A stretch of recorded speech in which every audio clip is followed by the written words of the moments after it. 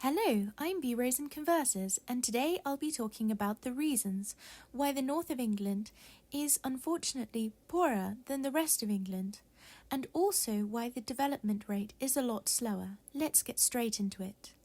So here's a map of Great Britain. You can see England is split into its county regions, and so we're going to be looking at the north. Yorkshire, Humber, North West and the North East, which happens to be the most impoverished. Now, a long time ago now, before the reign of Margaret Thatcher, people in the north mainly earned a wage by working for nationalised corporations that were involved in the mining of coal and also some other substances and other similar trades. The people of the north have always been known for having a strong work ethic, being proud to be who they are, being very tough, and also having a great sense of humour to get them through the days. Now, of course, these mines and coal mines, etc., they all closed around the reign of Margaret Thatcher, and she was our Prime Minister. This meant that lots of people lost their jobs very rapidly, and they felt that London and the South didn't understand what it was like to be a worker in the North, and many didn't like the idea of not having a stable job, a job for life as they used to call it. Meanwhile, in the South, finance was really the way forward, especially in London. Obviously, there are parts of London that are very destitute today, but large parts of it are very, very rich, and it's a very expensive place. The London Stock Exchange was moving forward, and trade was coming in a completely different way. Banks were starting to open new areas and offer new kinds of loans. There was lots happening in the South, but unfortunately, the North felt completely left out of this new richness that was coming to the South. But of course, many working class people feel that really coal mining and such like kept people warm and alive so that they could go to work and earn this kind of money. So, what is the world really like now since the pandemic for people in the North? And that's my worst nightmare. Someone knocking at my door saying, "Sorry, Mr. Barber, you can't feed your children, you can't clothe your children, I'm going to have to take your kids away." Because the minute that happens, I won't be on this earth. Long years of austerity are etched into the fabric of this city and into the lives of its youngest citizens.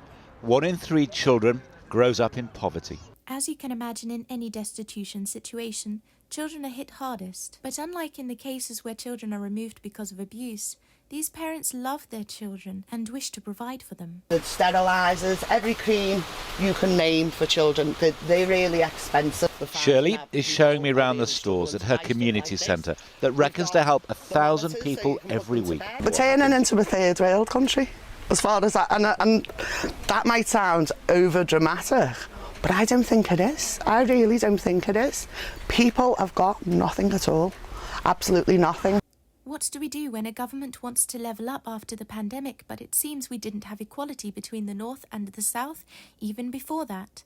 It seems that almost 500,000 children over the past 5 years have entered poverty, with almost 75% of those children having at least one adult in the home who is working. That's up from 2/3 in 2015. You lose money. Yeah. The more you work, the less you make. Yeah. Maureen is among more than 1 million Britons working 2 or more jobs to make ends meet. I think, to be honest, I'm probably lucky because I wouldn't be able to survive if I didn't have a good family. Otherwise, I don't know, I'm like previously, I had some savings and stuff before he had the kids, but even though I'm working full time, I'm like, I've got nearly a £2,000 overdraft what I'm living in. Many people across England can understand why people may be in debt to their creditors, to the people who give them their credit cards. This is because the cost of living in Britain has risen really significantly. Energy prices have risen during a global pandemic. Inflation has made food shopping far more expensive. There has also been a large number of job losses. And this, of course, has meant that coping with these increases of cost has been almost impossible.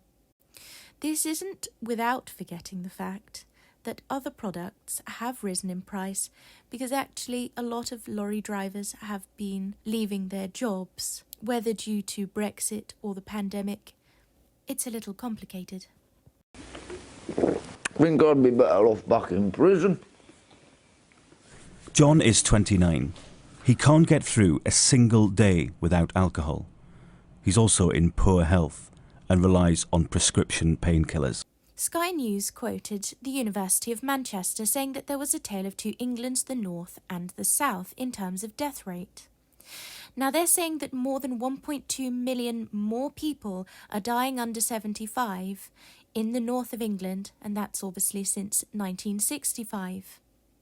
In terms of deaths between the ages of 25 and 44, this is where things get quite serious, because it suggests that 1,177 more male deaths happen in the north of England.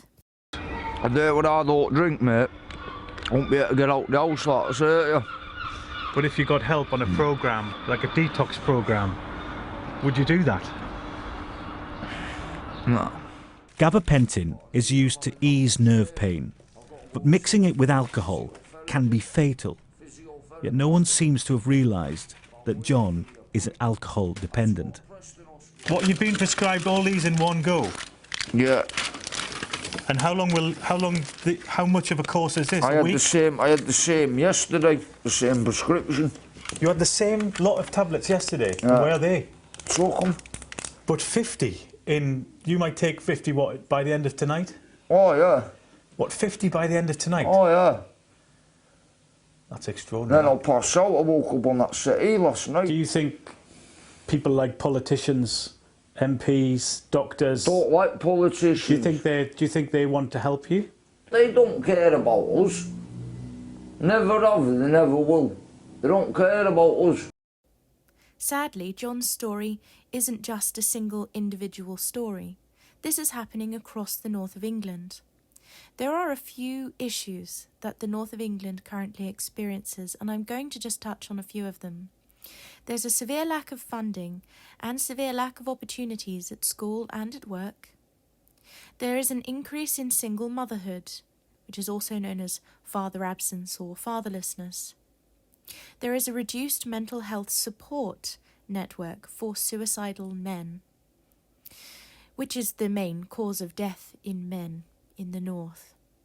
Strong cultures of drink and drug abuse are rife. Decreased cultures of ambition result from a lack of opportunities, and high levels of government austerity, which is borrowing, is leaving local councils in huge amounts of debt. There is also a lack of solid industry to provide that stable job for families to rely on. I've left here some extra stats if you wish to look into the situation a little bit further. This is from cpag.org.uk. And I might also add, although I said suicide was the highest cause of death in young men, it's one of the leading causes actually. Unfortunately, accidents and murder fare very highly as well. The south of England is often seen to be, of course, richer than their northern counterparts. And this is due to the financial hubs that exist in the south, that they're very well known for. They're known for being more highly educated. They're known for being snobbish or uncaring towards the north of England and the people that live there. They're often known for being in power and making all the important national decisions. They're also known for being better funded in school and work, and they're also known for being better supported by the NHS, with a greater access to high-value networks and occasionally a little bit of nepotism. But is this really true anymore? St Ives is one of the most desirable locations in Cornwall, with its beaches, art galleries and fine restaurants. It's where the G7 leaders held their summit earlier this year. Yet behind the scenes, an estimated third of children in St Ives are living in poverty. Chris Wallace has been running a food bank here for the past decade. All the best for the family. And the problem is getting worse. Joanne Smallman has had more than her fair share of problems in her 47 years. And she also lives in some of the poorest housing in the poorest pocket of Britain's most deprived area, Jaywick. Although politicians and the wealthy down south may be able to do something to help those in the north if they understood the situation better, but many people in the south of England are in no position to help. Some parts of the south of England remain wealthy, of course. For example, Surrey, Reading, Poole and Southwold. And yet, many southern areas are also in destitution. For example, Cornwall, Jaywick, even Skegness. During the pandemic, it seems that many southerners experienced what we could describe as a job loss that was slightly comparable to mine closure, although of course at a different scale. If we was to live here another winter, if we don't get out in the next couple of weeks, we wouldn't survive another winter and he would die. It was really harsh last year. Of course, it can't be forgotten that the harshness of winter hits everyone across the UK, and it especially hits the poor and the homeless. But how do people in the north feel about the opportunities they have to raise themselves out of poverty? Ellie used to live in Manchester and feels there was a lot more on offer there, just 100 miles south. In the science, we would go on trips almost every month, and recently I went back and they're rebuilding the science block, which shows they've got more money and they've got more time to do trips and things like that, which is unfair because here, I'm not saying it's bad or anything, but I've not had any trips that I've been able to take part of a lot. This lady has a point, especially in the northeast. The further north you go, the less opportunities one has as a young child. In fact, it's been driving this headmaster at Ullswater Community College mad. Disappointed, angry, I feel a sense of injustice, clearly. We seem to be overlooked, year after year in the north, so trying to raise our students' expectations higher. We have to go looking for that culture, so that involves, transporting groups of students across to Newcastle University or to go and have a look at a large engineering company in Manchester. It doesn't lie on our doorstep. And this chap's got a point. If we want to turn the north away from poverty, we need to provide opportunities and ambitions and dreams that can really come true, and to keep them out of debt with good financial education. Thank you so much for listening.